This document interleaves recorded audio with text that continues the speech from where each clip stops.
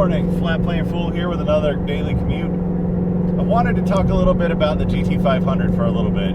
It's been going around on the internet for a while now. Everybody knows, you know, they keep leaking different specs about it. It was first the horsepower and then the weight, and then things just keep dribbling out. And to be flat out honest with you, once I found out that it wasn't going to have a manual option, I was kind of like, all right, I'm out. Compounded by the fact that the car weighs 500 pounds more than this GT350 does. So I can slap on a Whipple to this car and end up with exactly what I want for less money and end up with more power to the wheels.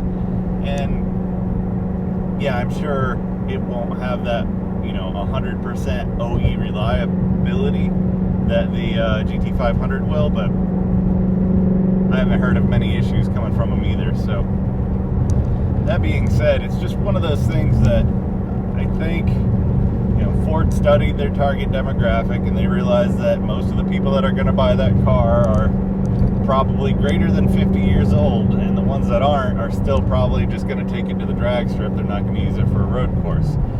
And by that metric, why are you going to give them a 6-speed manual transmission? They don't care. They don't even really want it.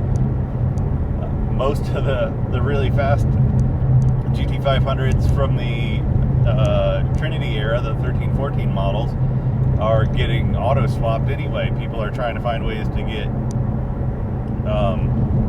6R80s in them and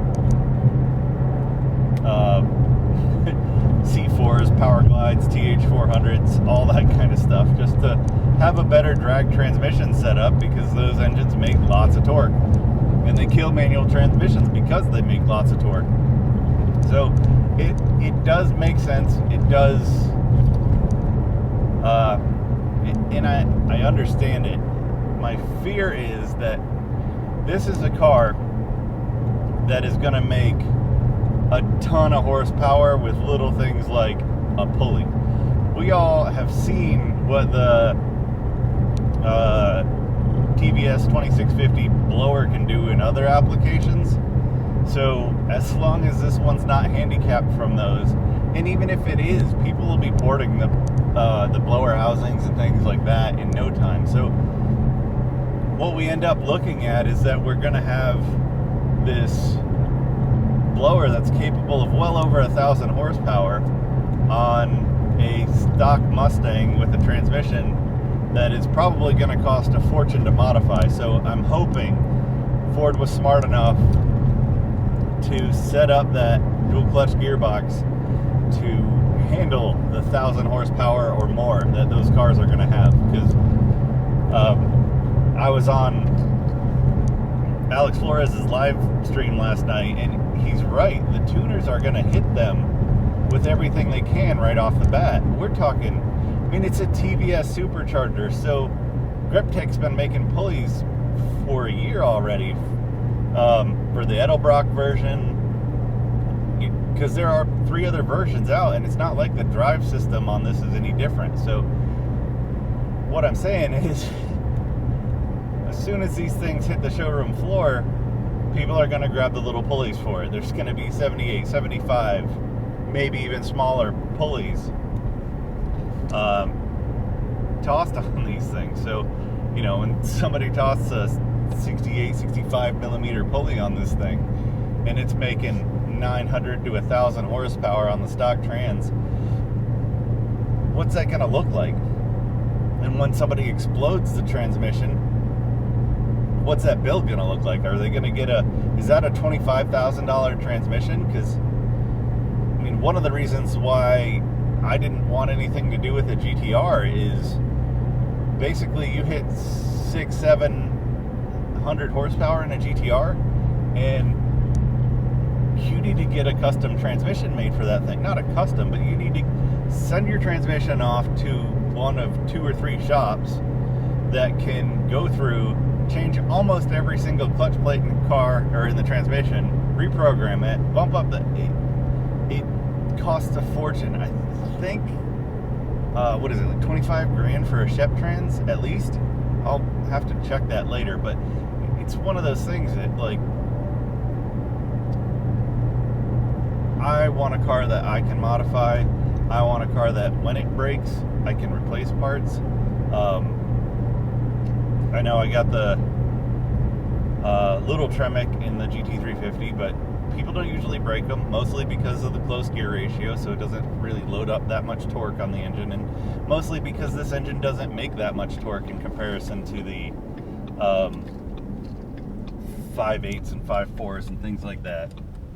It does it on a much lower boost setting than those engines too. So I mean, granted, if I crammed 25 pounds of boost into this thing, I'm sure it would make every bit of the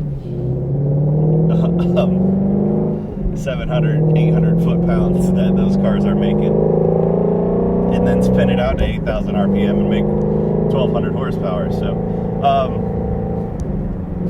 anyway, it's just one of those things that I get the decision-making process, and I understand they studied their target demographic.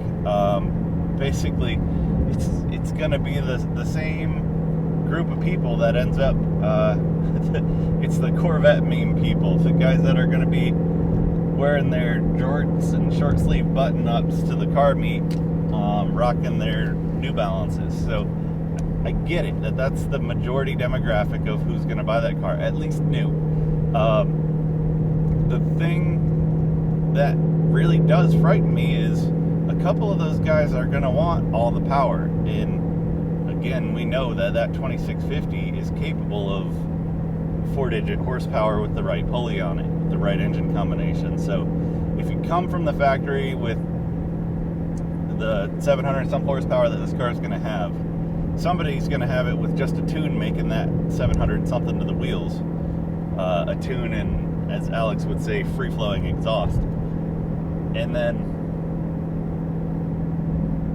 take those two things off, and the very next thing they're going to do is they're going to look at that pulley, whether it's straight from TVS or from one of the other manufacturers, Grip Tech, something like that.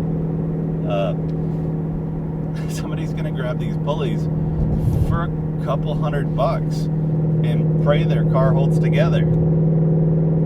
It's going to happen. It's either going to be the engine or the transmission that lets out, but somebody's going to push it until one or the other lets go, and then that's going to be the benchmark. Used to listen to a radio show when I was growing up, John Boy and Billy, right? And they used to have this sound clip that was torque it down till it strips and then back it off a quarter turn. And that's sort of what the Mustang market does. Somebody's going to push this engine till it breaks, and then everybody's going to say, all right, 900 horsepower is the limit, we can run 850 to the wheel. That's just how it's going to be. So anyway, those are my thoughts on the GT500. I think it weighs too much. I'm a little disheartened with the DCT trans, especially with Ford having all the issues with the other DCT transes that they have on the market right now. What is it? The Escape and Focus and everything else in a C chassis with the dual clutch transmission is getting recalled. So that's fantastic. So let's put one in our highest horsepower car. Granted, I know that this one's made by Tremec. It's completely different from anything else.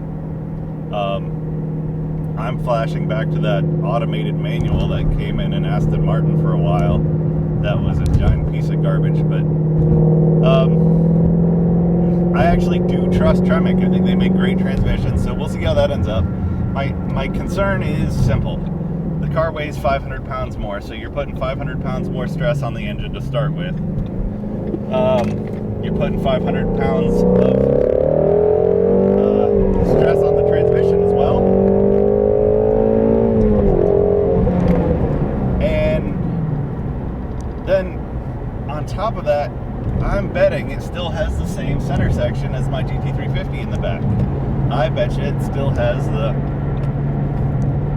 about the same rear differential that the GT350 does. So if that's the case, you're going to have double the horsepower, double the torque, 500 pounds more weight in the car, and the same rear end.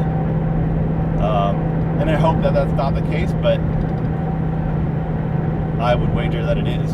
Anyway, that's Flat Plane Fools morning commute for today. I hope you guys have a good one, and I will talk to you later. Bye.